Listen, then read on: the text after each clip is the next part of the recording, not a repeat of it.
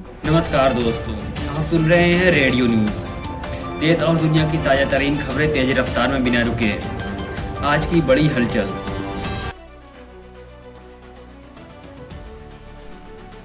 क्या वाशिंगटन में तख्ता पलट जैसी स्थिति पैदा हो गई है? क्या अमेरिकी संसद ने खुद राष्ट्रपति डोनाल्ड ट्रंप से युद्ध लड़ने की ताकत छीन ली है और उन्हें यह जंग तुरंत रोकने का अल्टीमेटम दे दिया है?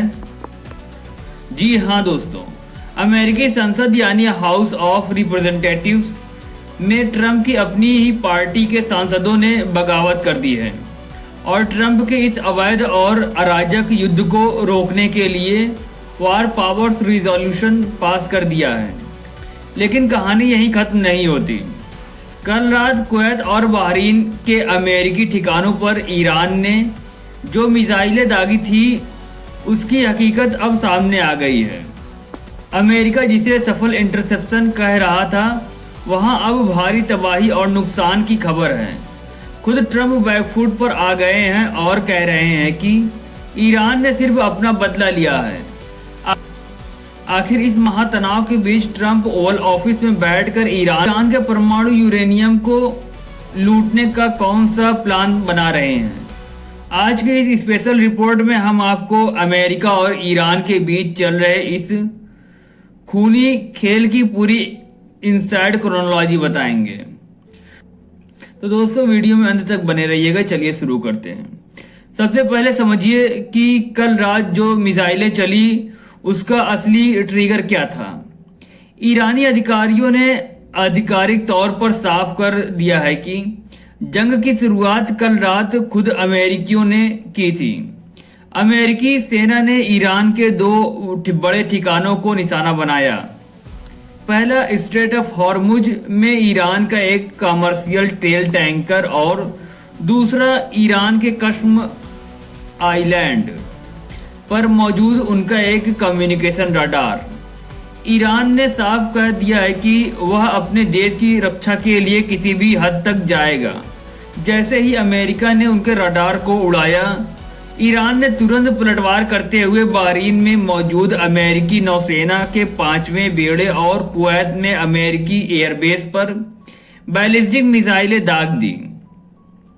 शुरुआत में अमेरिकी सेंट्रल कमांड ने दावा किया कि उन्होंने सारी मिसाइलें हवा में ही मार गिराई, लेकिन अब खुद अमेरिकी अधिकारियों ने कबूल किया है कि इन बेसों पर भारी नुकसान और तबाही हुई है।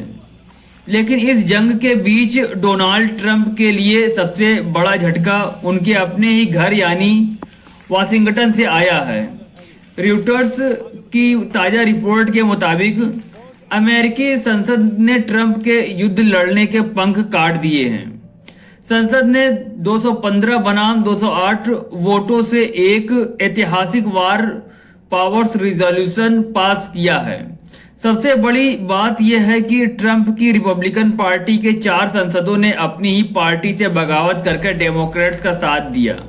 कांग्रेस की एकमात्र ईरानी अमेरिकी डेमोक्रेट सांसद यास्मीन अंसारी ने सोशल मीडिया प्लेटफॉर्म एक्स पर हुंकार भरते हुए कहा, आखिरकार संसद ने ट्रंप के इस अराजक और अवैध युद्ध को रोकने का आधिकारिक प्रस्ताव पास कर दिया है।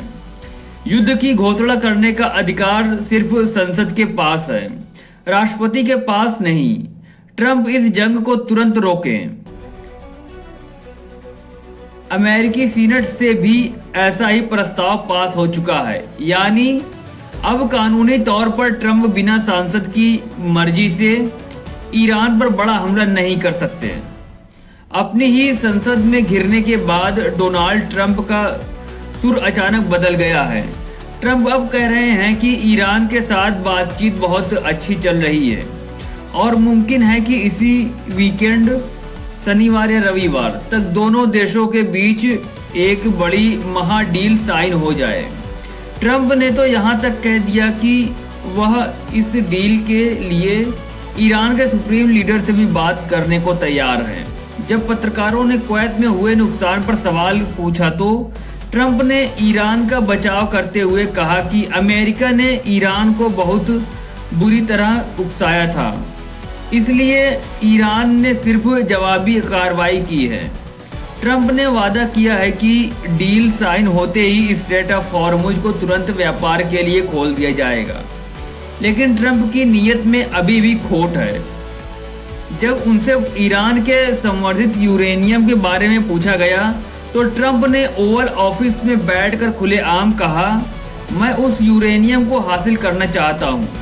पूरी दुनिया में सिर्फ हमारे और चीन के पास वो इक्विपमेंट है जो उसे संभाल सकें और हम उसे लेकर रहेंगे। यानी ट्रंप किसी भी तरह ईरान का परमाणु मसाला अपने कब्जे में लेना चाहते हैं।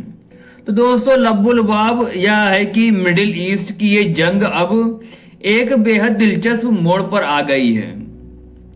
एक तरफ नेतन्याहू लेबनान में भारी बमबारी करके जंग को खींच रहे हैं, तो दूसरी तरफ ट्रंप अपनी संसद के दबाव में आकर इसी वीकेंड तक ईरान से डील करने की छटपटाहट में हैं। लेकिन देखना यह होगा कि क्या ईरान अपने आत्मसम्मान और अपने यूरेनियम को ट्रंप के हवाले करने के लिए तैयार होगा। आपको क्या लगता है दोस्तों, क्या ट्रंप सच में इस वीकेंड तक ईरान को झुकाकर डील साइन करवा लेंगे, या फिर ईरान का परमाणु यूरेनियम ट्रंप के लिए एक अधूरा सपना बनकर रह जाएगा? अपनी राय कमेंट बॉक्स में जरूर ठोकिएगा।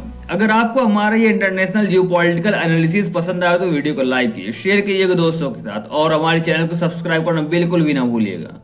मिलते हैं ऐसे ही किसी दूसरे अपडेट में, तब तक के लिए जय हिंद, वंदे मातरम।